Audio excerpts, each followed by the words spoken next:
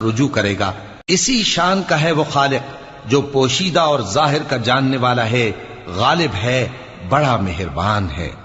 وہی جس نے ہر چیز کو بہت اچھی طرح بنایا، یعنی اس کو پیدا کیا اور انسان کی پیدائش کو مٹی سے شروع کیا، پھر اس کی نسل ایک قسم کے خلاصے سے یعنی حقیر پانی سے بنائی، پھر اس کو درست کیا، پھر اس میں اپنی طرف سے روح پھونکی اور تمہارے کان اور آنکھیں اور دل بنائے، مگر تم بہت کم شکر کرتے ہو۔ اور کہنے لگے کہ جب ہم زمین میں ملیا میٹ ہو جائیں گے تو کیا اثر نو پیدا ہوں گے؟ حقیقت یہ ہے کہ یہ لوگ اپنے پروردگار کے سامنے جانے ہی کے قائل نہیں۔ کہہ دو کہ موت کا فرشتہ جو تم پر مقرر کیا گیا ہے تمہاری روحیں قبض کر لیتا ہے،